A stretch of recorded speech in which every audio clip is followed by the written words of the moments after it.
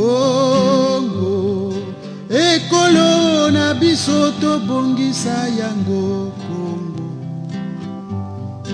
Congo, ekolo monene tobosana. Bonsoir madame, bonsoir messieurs, très heureux de vous retrouver en cette nouvelle année 2019. Pour ce motif, l'équipe de votre magazine La Démocratie en Marche vous dit ses vœux les meilleurs et une très bonne année 2019. Chers téléspectateurs, merci parce que vous êtes très nombreux devant vos écrans, parce que je sais que vous attendiez toujours ce grand moment, ce grand rendez-vous de votre émission La Démocratie en Marche. Ce soir, nous allons parler de la morale en politique. Pour cela, nous avons comme invité, en face de moi, nous avons M. Constant Peya Ebara, qui est politologue, et à côté, nous avons M. Talani Morel, qui est aussi homme politique. Alors, bonsoir, chers invités. Bonsoir. Alors, bienvenue sur le plateau, justement, de l'émission La Démocratie en Marche. Merci. Alors, chers invités, pour commencer justement notre thème de ce soir, comme vous le savez, à titre de rappel, ce soir nous allons devoir plancher sur la morale en politique. Alors, je remercie donc tous les amis de l'émission La Démocratie en Marche qui nous suivent à cet instant depuis la France par YouTube. Ici, je pense à Mwandibi Rodin et aussi je pense à Yvan Banakissa César qui nous suit aussi à cet instant du côté de Dakar au Sénégal. Alors, chers téléspectateurs, voilà le décor, comment il est planté. Alors, chers invités, je disais, nous allons devoir notre thème de ce soir, c'est donc la morale en politique. Nous ne pouvons pas décoller ou encore commencer à déballer justement ce thème sans pour autant que je commence par vous donner une petite anecdote. Ceci va devoir nous éclaircir ou encore faciliter justement aux téléspectateurs de comprendre exactement sur quoi nous nous planchons ce soir. Alors, qu'est-ce que je voulais vous dire? Eh bien, vous savez, il y a un ministre quelque part dans ce monde. Celui-ci a dû démissionner à cause d'un scandale qui l'impliquait dans une sombre affaire de malversation financière. Alors, ce ministre, en démissionnant, il y a eu des gens qui n'étaient pas très contents, des partisans par exemple, et aussi des partisans bien sûr, qui n'étaient pas contents de sa démission. Pourquoi? Eh bien tout simplement parce que dès que ce monsieur arrive à ce poste ministériel, donc le ministère qu'il occupait désormais, c'était un ministère qui était pratiquement à terre. Et celui-ci, il amène des réformes, et du coup, ces réformes ont fait démarrer la croissance dans ce ministère. D'où, voilà comment il y a eu des avis partagés, différents d'un côté comme de l'autre, comme quoi il n'avait pas le droit de démissionner et le chef de l'État n'avait pas le droit d'accepter sa démission parce que c'est quelqu'un qui arrive, qui trouvait un ministère qui était pratiquement à genoux, à terre, et que celui-ci a dynamisé les choses et a relancé les choses jusqu'à ce qu'il y ait croissance. Voilà, un autre côté pense que oui, celui-ci doit démissionner parce qu'au nom de la morale et le fait de gérer la chose publique, on ne devrait pas se retrouver justement dans cette situation. Voilà un peu un tel exemple, chers invités. Mais on ne peut pas déjà dévoiler ou encore déballer notre thème de ce soir sans pour autant commencer par la définition de ces deux concepts. Nous avons ici la morale et la politique. Alors je commence avec Constant Ebara Peya. Constant Ebara Peya, alors qu'est-ce que nous pouvons comprendre par la morale? D'abord, merci de m'avoir associé à ce débat. J'ai saisi l'occasion à partir de votre micro pour adresser mes vœux les meilleurs aux Congolais qui sont ici au pays ou à l'extérieur. Et j'adresse également mes vœux à vous et mon compagnoniste. Et je voudrais m'acquitter d'un devoir de m'incliner devant la mémoire d'un aîné, le professeur Raymond Makita, qui a quitté la terre des humains et il sera inhumé dans les prochains jours à celui-ci si ça n'est pas encore fait. C'est un aîné qui, après avoir suivi mes débats, il m'a appelé, il s'est présenté comme un universitaire et on a eu des rapports cordiaux avant qu'il ne quitte le monde brutalement. Et je voulais donc ici m'acquitter de ce devoir, me prélever devant sa mémoire. Et alors, lorsque j'ai fini de dire cela, justement de présenter mes condoléances naturellement à sa famille biologique. Merci. Oui. Alors, lorsque j'ai fini de dire cela, je reviens donc dans l'assiette de ce plat que nous dégustons ce matin et ce soir. la morale et la politique. Alors, qu'est-ce que la morale? La morale peut s'entendre comme un ensemble des règles qui régissent la vie des hommes dans la société. Et ici, il faut faire la différence entre la morale et la loi, ou le droit. La morale n'est pas une règle de droit. La différence, c'est quoi? C'est parce que le droit, quand vous avez enfreint le droit ou bien la loi, il y a la sanction qui est la punition.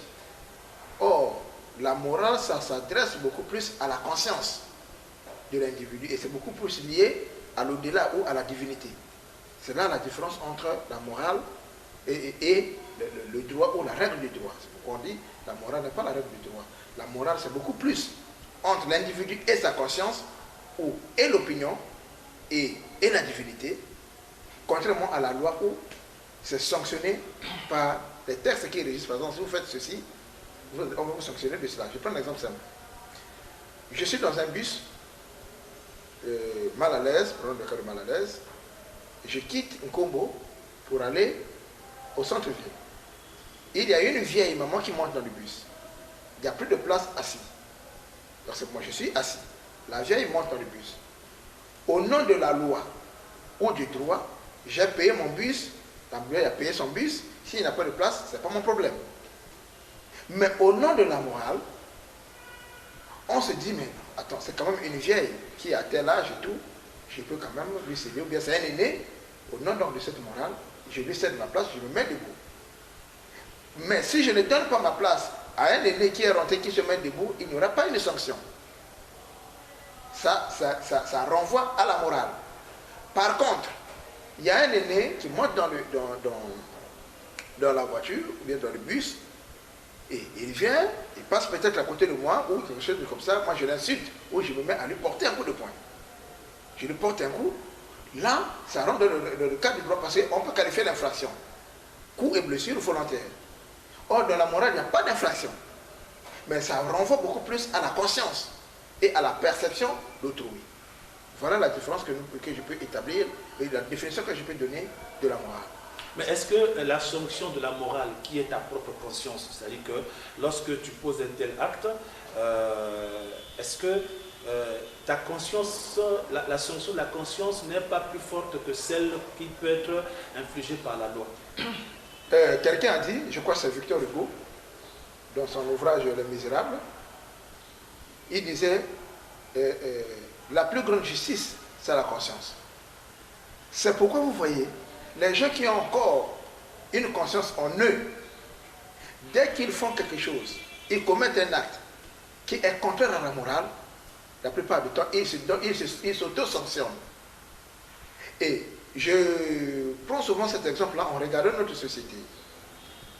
Lorsque nous étions jeunes, vous et moi qui avons eu à faire l'école primaire sur la Révolution, peut-être une partie du collège sur la Révolution, on constatait à cette époque-là, lorsque quelqu'un manquait à un examen, il y avait le suicide. La personne qui manque à un examen, il va se suicider. Il y a deux personnes qui sont dans une relation amoureuse. Et il y a séparation brutale, où il y a un qui quitte l'autre, la personne va se suicider. Pourquoi elle le fait? C'est parce qu'en réalité, surtout si on prend le cas de celui qui se suicide à la suite d'un examen, ou bien d'un échec à l'examen, c'est parce que la personne dit, mais moi, comment est-ce que moi je peux échouer? Le regard des autres, non, je ne peux pas échouer. Je suis ceci, je suis comme ceci, comment est-ce que moi je peux échouer? Et donc cette sanction-là, il y a eu donc un juge. Le juge, donc c'est sa conscience, qui l'a jugé et a donné la sentence. Et cette sentence, c'est que la personne se suicide. C'est pourquoi je dis toujours, il faut faire attention dans une société où les gens n'ont plus honte. Au fait, les gens n'ont plus la conscience. Ce qui vous pousse à ne pas commettre certains actes. Vous voyez, nous promenons dans la rue, on voit quelqu'un qui se met à uriner dans un caniveau alors qu'il y a des gens qui passent. La personne est en train de faire mission sans se gêner. Mais vous ne pouvez pas le faire. Pourquoi vous ne pouvez pas le faire? Parce qu'il y a votre conscience qui vous interdit. Nous avons aussi des gens, vous arrivez, vous êtes dans des organisations de solidarité, qu'on appelle des musiquiers et autres, on vous confie la responsabilité de gérer l'argent du public, mais vous ne le prenez pas. Parce que vous dites, il y a d'abord votre conscience qui vous dit, ça ne se fait pas. Et cette conscience donc, ou cette morale, ça se forge. Ça se forge dans des entités primaires de socialisation, que nous pouvons appeler la famille d'abord. Lorsque vous grandissez dans la famille, papa vous dit, on ne vole pas. Vous ne volez pas, vous ne tuez pas les gens, n'insultez pas les gens. Ce sont là donc ces règles morales qui font en sorte que les hommes évoluent avec, et c'est encastré dans leur structure mentale.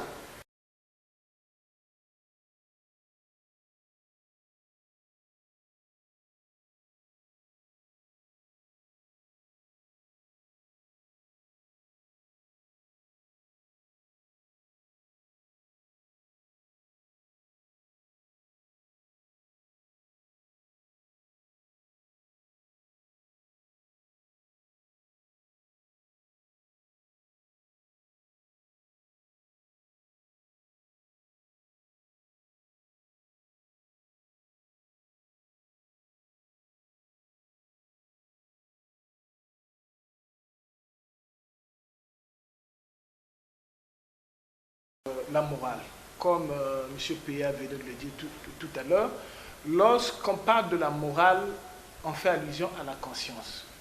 La conscience est interpellée à quel moment? Chaque individu est issu d'une famille, a reçu une certaine éducation, et dans cette éducation, que ce soit une éducation religieuse, parentale, scolaire, on vous dit ce qui est juste et ce qui ne l'est pas. Que ce soit même en cachette, lorsqu'on sait qu'on a été... on a eu à faire un acte qui est contraire à ce qui est juste, à ce moment-là, on est rattrapé par sa propre morale. Et c'est ce qui fait qu'il y a certaines personnes, lorsqu'il est lui-même conscient que les actes posés vont à l'encontre de ce qu'il a reçu comme éducation de base, qui a trait à la morale, à la conscience, ils ont tendance à démissionner. Et même dans la démission, les communs des mortels se disent, lorsqu'ils essaient de regarder, tenant compte de ce que les gens font au quotidien, ils ont l'impression de se rendre compte à l'évidence, c'est comme s'il n'y avait pas de forfait. Mais la personne ayant reçu une certaine éducation, une certaine vie parentale, où il a été forgé à certaines règles d'éthique et de morale, se sent interpellé par sa propre conscience. Et aujourd'hui, vous allez faire la différence entre l'Occident et l'Afrique. Nous avons l'impression qu'au niveau de l'Afrique, les gens ont perdu ces sens-là, ces facteurs. En fait, c'est une impression, mais c'est la réalité. C'est même la réalité. L'impression, c'est parce que nous disons que c'est l'impression que cela donne. Mais dans la réalité, nous nous rendons compte que les choses ne marchent pas tout simplement parce que les gens n'ont pas souvent tendance à se référer à leur morale. Et c'est ce qui fait qu'à tous les niveaux de la vie sociale dans notre pays, les choses capotent. D'accord. Alors, les choses capotent. Alors, maintenant nous avons la politique. Aujourd'hui, les gens parlent de la politique. Comment pouvons-nous définir aujourd'hui la politique? Est-ce qu'on peut définir la politique comme une stratégie ou comment peut-on la définir exactement, M. Talani, en ce qui te concerne, par exemple, en tant qu'homme politique? En tant qu'homme politique, la politique, nous la définissons comment? La politique peut être définie le plus simplement possible comme étant la gestion de la cité.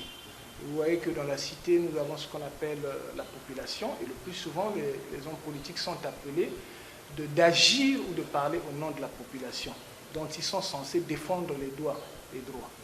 Alors, Constant Péa, vous êtes de la même avis que M. Talani sur justement la définition de la politique en tant que, ou comme l'art de gérer la cité. Oui, mais c'est la définition traditionnelle. Mais vous me permettez, je vais revenir sur un élément. Je parlais tout à l'heure de la morale et droit. L'autre élément de distinction, je ne sais pas si je l'ai dit, mais je ne pense pas. L'autre élément de distinction entre le droit, la règle de droit et la politique et la morale, c'est que la règle de droit est écrite. La règle de droit est écrite. Donc la loi, c'est écrit, alors que la politique et la morale n'est pas écrite. Donc c'est un élément de distinction que je voulais ajouter. Maintenant, si nous arrivons à la politique, améliorer les conditions de vie de ses citoyens. Donc l'art de gérer la cité, en réalité, c'est cela. Maintenant, il y a un deuxième aspect que je vais ajouter. Il faut faire la différence entre politique, comme l'art de gérer la société, vous avez dit, aussi comme politique, comme programme politique, comme programme. Ce qu'on appelle aujourd'hui les politiques publiques. C'est ça ce qui renforce l'idée selon laquelle... Ici, plus précisément, nous sommes dans le cadre de la... Pas en tant que programme, mais plutôt en tant que, justement, science, comme tu l'as dit. Bien entendu, dans cette science-là, il y a des déclinaisons. D'accord. Vous avez politique comme programme, c'est là où il vient l'idée de politique publique. Et pourquoi j'ai introduit cette notion? C'est parce que ça renvoie donc à l'exercice de la cité. Puisque lorsque vous exercez, je vous ai dit que c'est chercher à améliorer la condition de vie des citoyens. Donc, du coup, il y a l'élément politique publique qui se définit comme ce que l'État décide de faire ou de ne pas faire. Je prends un exemple très simple. On peut avoir des politiques publiques éducationnelles. C'est-à-dire tout ce que l'État pense dans le cadre de l'éducation, c'est des politiques publiques éducationnelles. Et vous pouvez aller des politiques publiques de santé. On a eu à dire l'année de la santé, par exemple. C'était des politiques publiques de santé, mais l'objectif final, c'est quoi? C'est de régler les questions, d'améliorer les conditions sanitaires des agents sociaux. Voilà donc où je voulais établir. Et puis, dernier élément sur le politique, vous avez politique comme acteur. Et là, ça se dit le politique. C'est-à-dire ceux-là qui ont la légitimité, ou qui ont la charge ou de qui gérer ont la la chose charge, publique. oui, c'est ça, la légitimité, ou l'autorité de gérer la chose publique. Et vous allez voir, toutes ces définitions qu'on a données sont attachées à la morale. Bien entendu. Sont attachées à la morale. Parce que vous ne pouvez pas définir des politiques publiques allant dans le sens. D'ailleurs, vous ne pouvez pas, pour commencer, de façon générale, chercher à améliorer les conditions de vie des autres lorsque vous avez une moralité douteuse. Parfois des conséquences. Vous ne pouvez donc pas élaborer des politiques publiques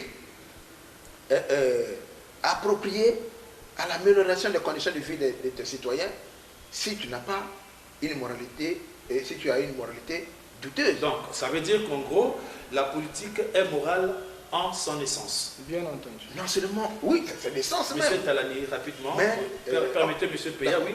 Oui, bien entendu que la politique et la morale En son en essence. son essence. Ouais. Effectivement, c'est ça qui permet à ce que dans son action, que le politique effectivement arrive à donner le meilleur de lui-même pour arriver à défendre valablement les intérêts de la population. Vous voyez que si vous essayez de dissocier les deux, le plus souvent ça nous fait pencher à un chaos. Et c'est ce que nous vivons au quotidien. D'accord, Innocent Peya, Constant Peya, pardon. Désolé, Constant Peya, allez-y.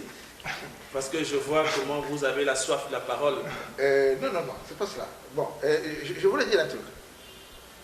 Quand je disais que les deux sont intrinsèquement liés, politique et morale, mais il faut faire très attention. Là, c'est le point de vue théorique. Et Oui, on va y arriver, voilà. ne t'en fais pas, on va y arriver. Lorsque je dis c'est intrinsèquement lié, on peut venir de la première société politique d'ailleurs, qui est la famille. Oui.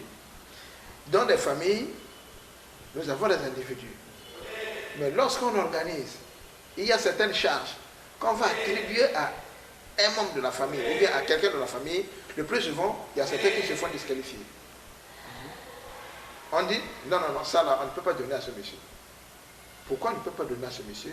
C'est parce que ce monsieur-là, si vous donnez par exemple c'est l'argent de la dot, vous lui dites, voilà, prenez cet argent, allez-y donner à monsieur Talani, Judas ne va pas faire arriver l'argent. Première des choses. Deuxième des choses, on dit, monsieur Talani, c'est un grand buveur. Lui, quand il a l'argent, il passe tout son temps à boire. On ne peut pas confier des charges familiales à monsieur Talani, alors que la loi n'interdit à personne de boire. Vous voyez, la loi interdit à personne de boire. On dit, bon, tel monsieur Constant, non, Constant est irrespectueux, on ne peut pas donner l'argent, gérer la famille à Constant, il est nerveux, il est ceci, il ne peut rien faire. Donc là, il y a la morale. Il y a la morale. Bien entendu, il y a la morale. Pourquoi c'est parti? Parce qu'en réalité, la première société politique, tout comme la première société, c'est la famille. L'État n'est que le reflet de la famille. C'est pourquoi, vous permettez que je fasse une petite digression, on parle de la nation. Lorsque l'on parle de la nation, c'est que vous êtes une famille, vous êtes le même sang, vous êtes le même père, vous êtes le même mère. Donc la famille, c'est le commencement de tout. Et vous voyez que donc au niveau même de la famille, l'État même, ça a été, certains s'inspirer par rapport à l'organisation familiale. Ça c'est clair. Donc, on devait donc se voir qu'est-ce qui se passe au niveau de la famille. Et vous voyez qu'au niveau de la famille, si vous avez une moralité lutteuse, on ne vous confie pas les charges. Et au niveau de l'État, puisque je vous ai dit ici que la politique, c'est l'amélioration quotidienne des conditions de vie des populations. Et vous avez, ou quand vous avez une moralité complètement en état de délabrement très avancé, on ne peut pas vous confier des charges parce que vous n'arriverez pas à atteindre l'objectif. C'est pourquoi, vous voyez donc dans certains pays, on a beau inverser l'argent, on a beau donner ceci, les États ne décollent pas. Et lorsque vous voyez tous ceux qui ont pensé les États, que ce soit Confucius, qui dans l'un de ses héritiers a pris le relais Mao Zedong avec la Chine, que ce soit la Corée du Nord, que les gens sont en train de minimiser, alors que la Corée du Nord a monté en puissance, il y a d'abord cet élément moral. Parce qu'il faut canaliser les gens. Si les gens ne sont pas canalisés, si les gens ne sont pas de bonne moralité, vous pouvez faire tout ce que vous pouvez faire, que ce soit dans les familles, que ce soit dans les associations. On en voit avec nos frères musiciens, les orchestres. Ça se crée et puis ça se dissout du jour au lendemain. Donc la morale est centrale en politique. Bon, est-ce que, justement, la morale est centrale en politique? Tout à l'heure, au commencement, justement, de cette émission, je vous ai donné l'exemple pratique, justement, sur ce ministre qui démissionne parce qu'il se retrouve dans une situation d'inconformité avec sa conscience et certainement la morale, et que ses partisans pensaient que non, il n'avait pas le droit de démissionner parce qu'il apportait un plus au moulin par rapport au fonctionnement du ministère, parce que le ministère était pratiquement à genoux. Est-ce que ceux qui estiment que le gars n'a pas bien fait ou qui condamnent le président qui a accepté cette démission, ceux-là, ils ont tort ou ils ont raison, M. Talani? Bon, nous ne pouvons pas dire qu'ils ont tort, nous ne pouvons pas dire également qu'ils ont raison. Celui qui démissionne, il sait pourquoi il démissionne. Aujourd'hui, on peut arriver à faire des merveilles devant les comètes mortels, mais soi-même, comme on le disait tout à l'heure, on a une morale. On a une morale. Il peut arriver que l'on ait commis un acte dont on se dit qu'on ne peut pas se pardonner. Et tenant compte de principes qu'on se donne, il y a une certaine rigueur que certaines personnes se donnent à soi-même. Et ils ont des lignes qu'ils ne peuvent pas traverser. Même l'éducation de base. Voilà l'éducation de base. Dès qu'ils ont transgressé certaines lois, ils ne peuvent pas reculer. À ce moment-là, ils prennent la décision de laisser. Même si devant eux, ils ont eu, partant d'un rien, à construire un château qui est admiré par tous. Et c'est pour cela qu'il faut dire que la morale est même un élément capital du développement d'une nation. Alors, M. Coston, est-ce que quelqu'un qui est à mesure d'apporter un plus pour le bon fonctionnement de la société, malgré ses imperfections, est-ce qu'une telle personne, en cas où elle se retrouve dans des bavures, est-ce que sa démission, conformément à sa conscience, pouvait arranger aussi la société? Bon, tout à l'heure, on dit que c'est améliorer la condition de vie des autres. Et vous devez vous servir d'exemple. J'ai cité Victor Hugo qui disait que la plus grande justice, c'est sa conscience. Lorsque vous avez conscience que ce que vous avez fait n'est pas bon, c'est la conscience qui vous dicte ce que vous devez faire. Les gens auront toujours quelque chose à dire sur ce que vous avez fait. Parce que le passage d'un homme sur la terre ne peut pas, ne se résume pas comme mal. Il y a une dose de bien, il y a une dose de mal. Ce qui fait donc que cette somme-là, vous avez les gens qui vont se retrouver en vous. Et vous avez également les gens qui ne se retrouveront pas en vous. Dans tous les cas, chacun donnera son appréciation. Mais ce qui compte, c'est la personnalité intrinsèque. Moi, je pense que le ministre dont vous avez fait allusion, je ne lui tiens pas rigueur. En réalité, c'est un homme. Je vais vous prendre un exemple simple. M. Hervé Guémard, ministre français, âgé de 40 ans à cette époque-là, nommé ministre des Finances par Jacques Chirac. Le monsieur dit, moi je suis le fils de forgeron. Donc il voulait habiter dans la maison de l'État. Il voulait qu'il soit logé par l'État. Il dit, je suis le fils de forgeron, si je n'étais pas fils de forgeron, je devais avoir ceci, et comme je n'ai rien et tout. Il y a eu donc le Canard enchaîné, un journal satirique français, qui a mené des investigations. Et lorsqu'il a mené des investigations, le journal montre que Hervé Guémard a fait des hôtels particuliers, à Paris et dans d'autres villes. Et dès qu'on a dévoilé cela, Hervé Guémard a démissionné. Accusé par sa conscience. Il va remettre sa démission au président de la République. Le président dit non, je n'accepte pas votre démission. Il dit je suis obligé de partir. Parce que je ne suis plus crédible devant les Français. Le fait d'avoir menti. Le fait d'avoir menti. Je ne peux plus. Comment est-ce que je vais me présenter devant les Français? Là, c'est la conscience. Or, dans cette même France, on a eu quelqu'un candidat à l'élection présidentielle, François Fillon, qui a passé 5 ans Premier ministre de Nicolas Sarkozy. Il se présente aux élections. Il se retrouve éclaboussé des affaires d'emploi fictives avec sa femme et tout. Il dit, le jour où je serai mis en... Il accuse d'abord quelqu'un. Il a été mis en examen, il continue. Moi, le jour où je serai mis en examen, je ne peux pas... Et il est mis en examen, malgré qu'il est mis en examen, il a maintenu sa candidature. Vous voyez que dans une même société, on a 2 types de personnalités. Mais en réalité, l'homme doit suivre sa conscience.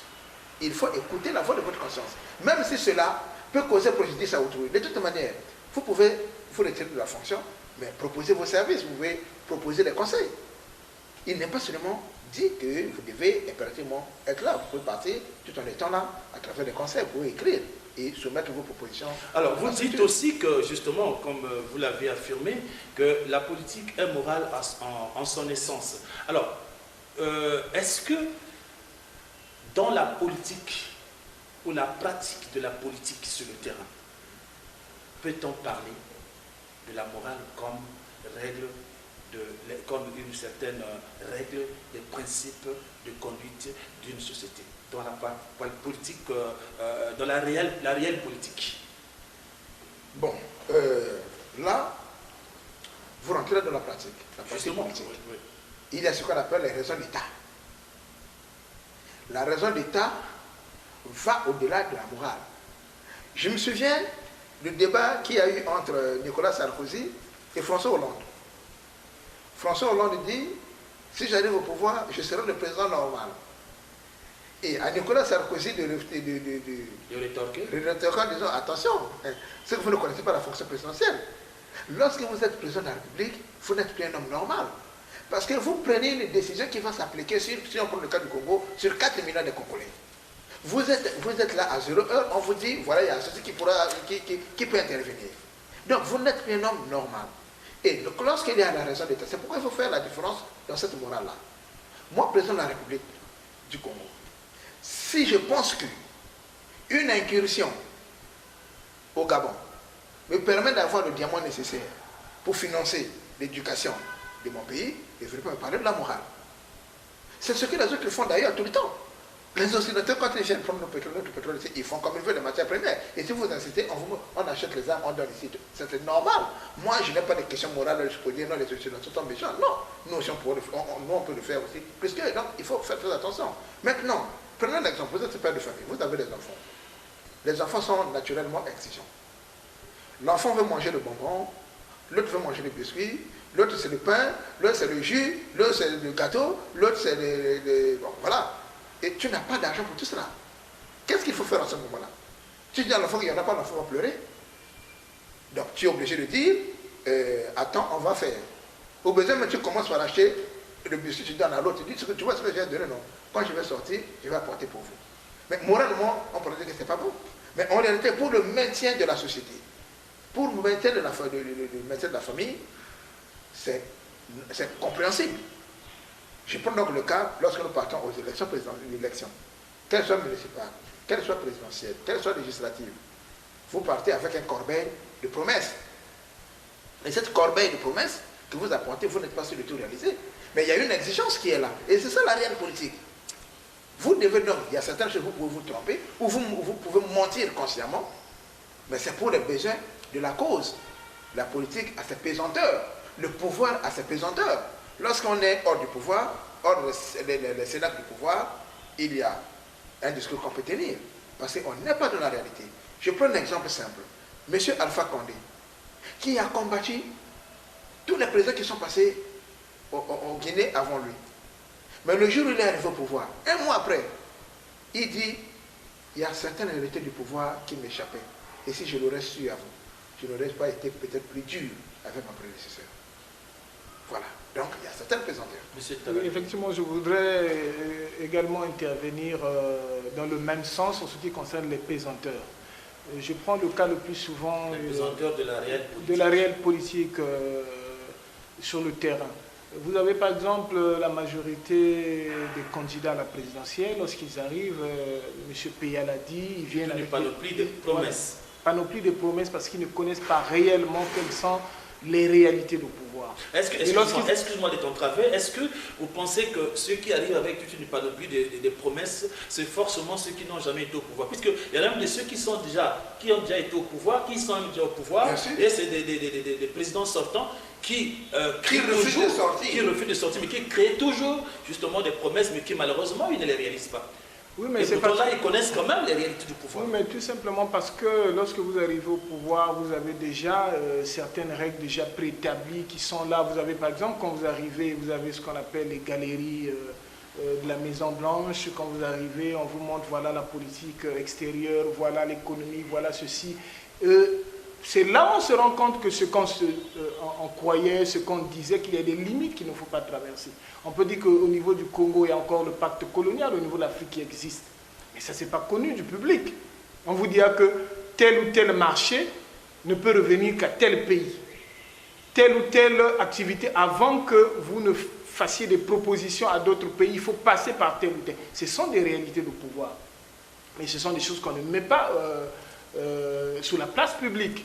Et c'est ce qui fait que le discours qu'on tient avant d'être au pouvoir et après, c'est deux discours qui sont très différents. Vous arrivez par exemple, M. Peya l'a dit, vous êtes face à une situation où il faut payer les fonctionnaires, vous êtes conscient que vous n'avez pas assez de ressources pour faire tout ça, vous faites quoi? Vous regardez, vous êtes obligé de mentir tel ou tel secteur pour privilégier tel secteur parce que vous pensez que ce secteur-là par rapport à telle ou telle ambition est prioritaire. Et à ce moment-là, la morale n'a pas sa place. Et en ce qui concerne l'intérêt de l'État, on peut arriver à mettre la morale à côté parce qu'on est face à une situation qui demande à ce que la démarche à adopter est très loin de la morale, mais au profit de l'intérêt général. Dans l'immoralité. M. Peya dit que la politique, c'est la science qui se fait pour améliorer les conditions de vie des citoyens. Alors, dans cette démarche, l'amélioration des conditions de vie des citoyens, est-ce que le président, donc celui qui est au pouvoir, en d'autres termes, comme on lui définit, le pouvoir qui aussi veut dire, comme je disais tantôt, comme disait quelqu'un, qui signifie aussi avoir de l'influence, avoir la domination justement sur les autres, est-ce que celui-là est à mesure pour les besoins de l'État, de la cause, au profit de l'intérêt général, à sacrifier aux besoins, par exemple, tout un village, toute une zone, parce qu'il a besoin d'atteindre un but au profit de l'intérêt général? Non, au profit de l'intérêt général, moi je pense qu'en toute chose, il y a un choix à faire.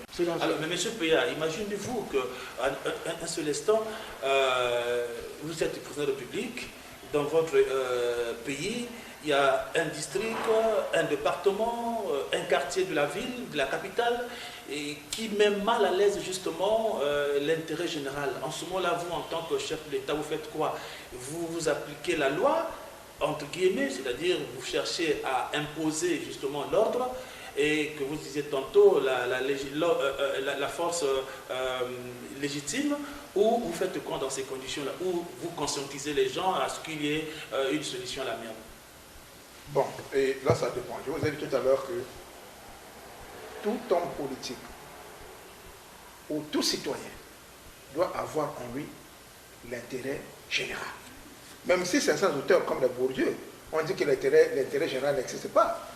Mais il faut avoir l'idéal de l'intérêt général. Et tout ce qu'un homme politique fait, il le fait pour l'intérêt général.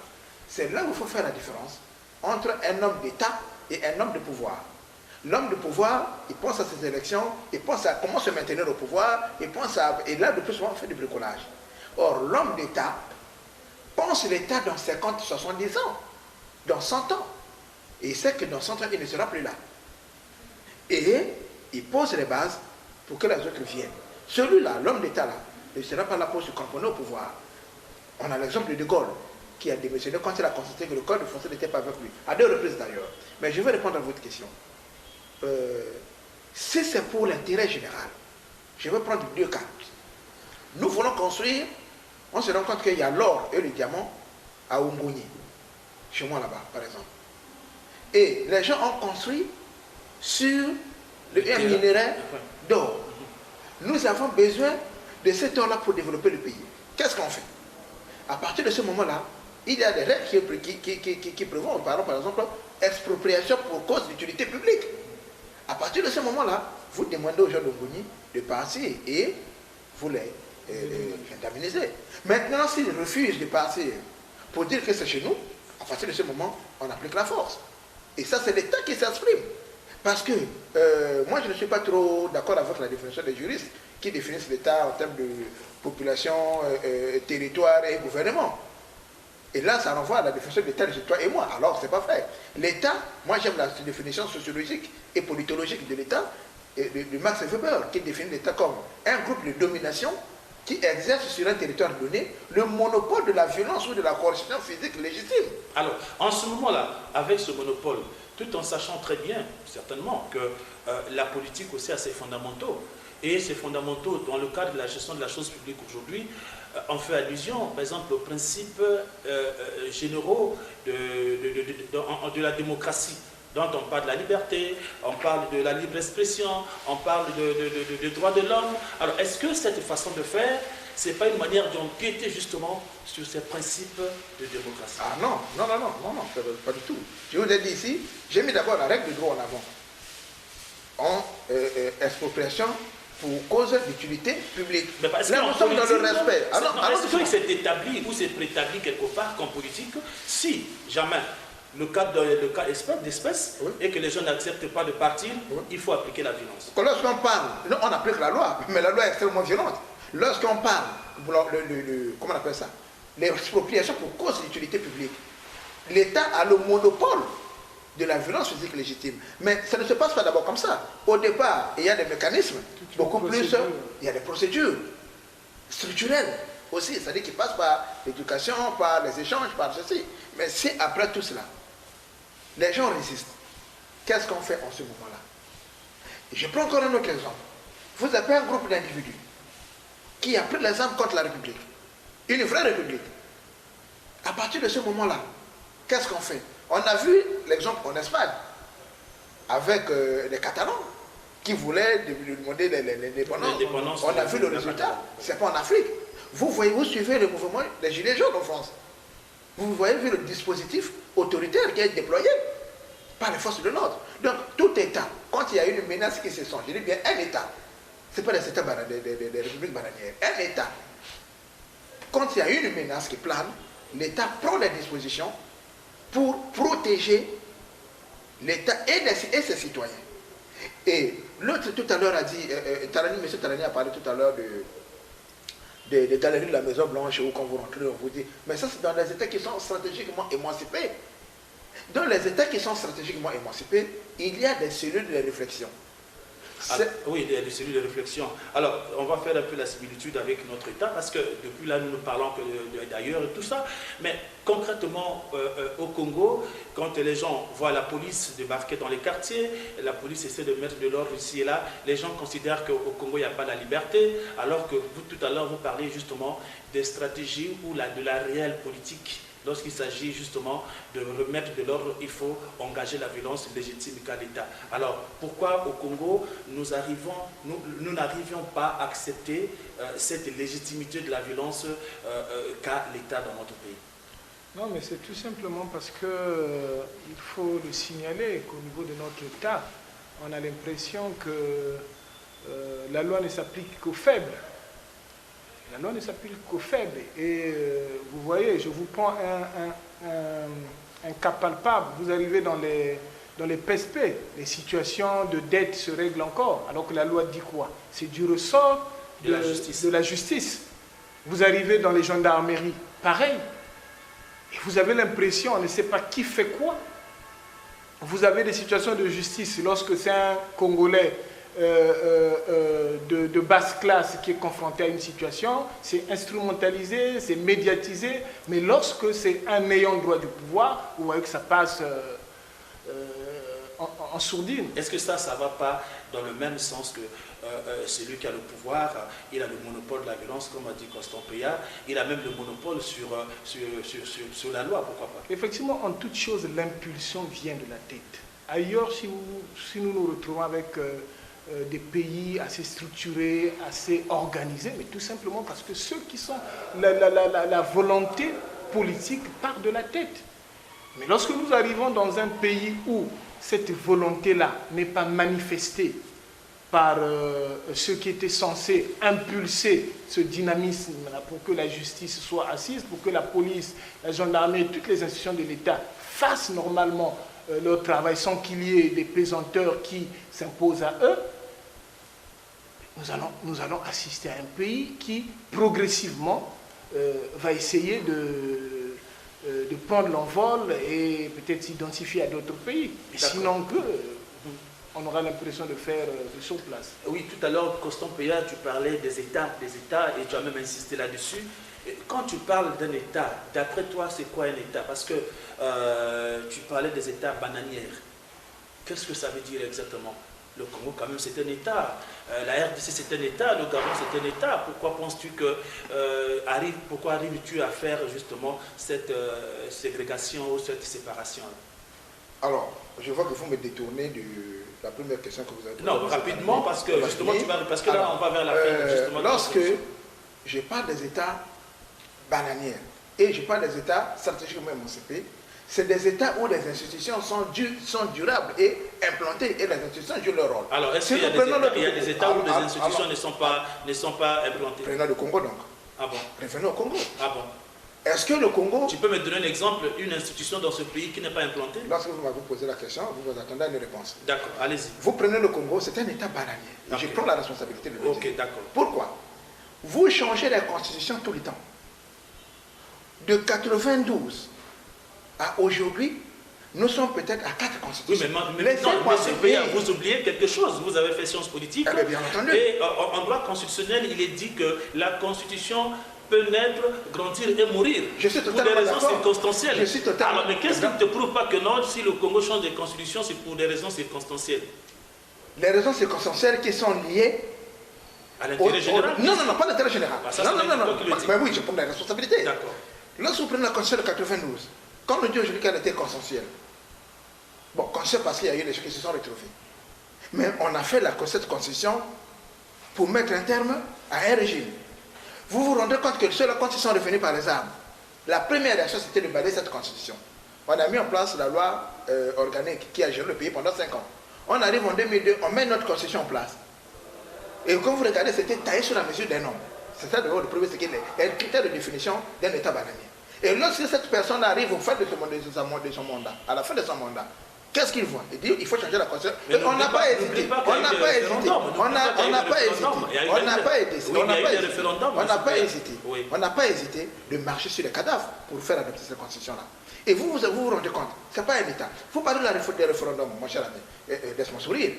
Vous savez que le Congo n'est pas une démocratie, c'est une démocrature. Vous connaissez la différence entre la démocratie et la démocrature. La démocrature, c'est que vous êtes dans un système politique où tout ça me paraît normal, où on arrive à organiser les élections, mais les élections ne sont pas soumises aux aléas de la contestation. Ce sont des élections où on connaît le vainqueur. Et normalement, vous avez suivi le référendum, je n'étais pas ici, mais vous étiez là. Vous avez vu, moi je suis à travers les médias, combien de gens ont voté. Il y a un problème de légitimité qui se pose d'ailleurs avec cette constitution. Est-ce que tu te bases sur quoi quand tu arrives à douter justement de la légitimité ou encore la crédibilité d'une élection référendaire? La légitimité d'une élection référendaire. D'abord, premièrement, le sujet doit être soumis au débat public. C'est ça même les règles, les principes du gouvernement républicain. Mais de toutes les façons, il y a un parlement dans ce pays. Non, mais monsieur Peya, parce que nous courons derrière le temps, si je n'arrive pas à développer, vous devenez un gendarme. Non, allez-y rapidement, mais non, la morale aussi nous exige de respecter le temps. Ce qui fait la grandeur de votre émission, c'est la qualité des interventions. Oui. Et donc, si vous nous étouffez tout le temps, les gens ne seront pas en mesure de comprendre ce qu'on veut dire. Donc, un État qui a des institutions personnes. Nous avons des institutions personnes qui se résument à quelqu'un. Vous venez donc pour avoir un marché, on vous dit qu'il faut passer par tel. Il faut passer par le fils de tel. Il faut passer par madame tel. Vous avez même des structures, des domaines de l'État qui sont gérés, et c'est ça que j'appelle moi la patrimonialisation de la chose publique. D'accord. Les États patrimonialisés. Nous on est en train d'aller vers la fin, mais nous ne pouvons pas justement aller finir cette émission sans pour autant que je demande vos avis en 30 secondes de chacun d'entre vous sur la situation des élections en République démocratique du Congo. Alors, et vous, M. Talani, je commence avec vous rapidement. La situation qui se passe en RDC, les résultats qui tardent à être donnés. Alors, vous, en tant que politique, en tant qu'homme politique, quelles sont les impressions que vous avez? Parce que quand ça touche de l'autre côté, nous, on ressent justement les trucs ici au Congo-Brazzaville. Bon, les impressions, c'est que ça se fait ressentir. Je crois que le retard qu'il y a sur la publication des résultats, je peux les appeler partiels, puisqu'il y a eu deux départements, provinces où il n'y a pas eu élection, ne n'est autre que la manipulation effectivement du résultat. Et ça c'est connu en Afrique centrale, il n'y a jamais eu d'élection transparente. Ça sent déjà le flou, ça sent déjà la tricherie. Mais on venait de le dire tout à l'heure qu'en Afrique, une élection est déjà gagnée d'avance, surtout lorsqu'elle est organisée par un gouvernement en place. Monsieur Peya, on ne peut pas s'attendre à mieux. D'accord, rapidement, M. Peya. Bon, je considère qu'on n'a pas abordé la question des hommes politiques de notre propre pays, on se vote, c'est pas grave. En RDC, c'est le reflet des États bananiers dont je faisais allusion tout à l'heure, où des institutions sont des institutions personnes. Et c'est ça qui est à l'origine de toute l'instabilité. Moi, je pense qu'en RDC, qu'est-ce qui va se passer? On est là, on se dit, je dois faire une contestation. C'est clair. Lorsque vous avez organisé les élections, les gens ont battu campagne dans des régions. Et le moment des élections, on dit non, vous ne pouvez plus, on ne peut plus voter dans ces régions parce qu'il y a Ebola. Alors qu'on vient de terminer les campagnes où il y a eu des meetings, où des gens se rassemblaient en affluence. Vous voyez que c'est une volonté de nuire. Et là, ça reflète justement les critères d'un État bananier. Ben, bien entendu, mon cher ami. C'est des États patrimoniaux et endocoloniaux. Alors, vous avez dit quelque chose tout à l'heure de très important, parce que c'est là où on va devoir chuter. C'est par là, pardon, qu'on va devoir chuter. Alors aujourd'hui, vous, les hommes politiques de notre pays, Congo-Brazzaville, par rapport à notre thème de ce jour, la morale en politique, est-ce que pensez-vous que les hommes politiques qui gèrent notre État aujourd'hui sont habités par la morale? Et encore, est-ce que ces hommes politiques ont vraiment l'amour de la patrie pour vouloir justement faire de sorte que les conditions de vie des citoyens puissent ou soient améliorées? Je prends la manche. Rapidement. Oui. Merci beaucoup pour cette question. Moi, je demande à la régie de m'excuser un peu parce qu'on sera obligé de grignoter au moins 1 ou 2 minutes parce que c'est tellement passionné. On va devoir chuter d'un moment à l'autre. À votre question, je dis avoir la morale, non, pas du tout. Même pas 20% de morale. Avoir l'amour de la patrie, non. Puisque nous avons vu, il y a quelques années de cela, on parlait d'une aisance financière dans notre pays. Mais aujourd'hui, qu'avons-nous fait de toute cette richesse? Cet argent amassé avec des prêts gagés sur pétrole et autres. Les gens se sont servis, les gens se sont fait grossir le ventre, les gens ont acheté presque toute la République, au vu aussi de tout le monde. Ils sont là pendant que le peuple congolais souffre, pendant que les retraités, après avoir rendu service pendant plusieurs années à la République, ne sont pas en mesure d'être payés, les étudiants et autres. Mais tout ça, c'est la cause de... Ça veut dire qu'il n'y a pas la morale, il n'y a pas l'amour de la patrie. Pas du tout. Monsieur Coston, ça ne se fait pas sentir. Je dirais qu'il n'y a pas non seulement l'amour de la patrie, mais il n'y a pas d'éthique. Le Congo, c'est un marécage. Et vous savez, dans le marécage, on trouve tout là-bas. Le Congo, nous n'avons pas des gens politiques dignes. Vous voyez, je crois que c'est du Kwayo qui disait, pour qu'un pays part d'un point A, c'est-à-dire la situation de sous-développement, pour arriver à la situation de développement, il y a 3 choses. spectateurs, vraiment, nous sommes obligés d'atterrir parce que nous avions été rattrapés par le temps. Il y a le ministre quand même mis sur les réseaux sociaux. Il est fait démissionner. Merci beaucoup, Monsieur Péa, Ebara Constant, merci Monsieur Talani et Morel. Merci à vous, chers téléspectateurs, qui avez suivi cette émission avec beaucoup d'envie, mais je crois que la prochaine fois, nous allons nous retrouver, et peut-être même, pourquoi pas, avec les mêmes invités, parce que je sais que vous avez aimé justement le débat par rapport au thème aussi. Alors, merci à l'équipe technique qui a permis la réalisation de cette émission. Merci à ESTV, merci à l'hôtel Saphir qui nous a reçus justement pour réaliser cette émission. Alors, quant à moi, je vous dis au revoir, suivez-moi ou suivez-nous sur YouTube. Il suffit seulement d'aller sur YouTube, vous allez voir presse, ESTV Presse ou carrément La démocratie en marche. Vous trouverez toutes les émissions de cette magazine. Alors, bonne suite de programme et bonne soirée, à bientôt. C'est bon.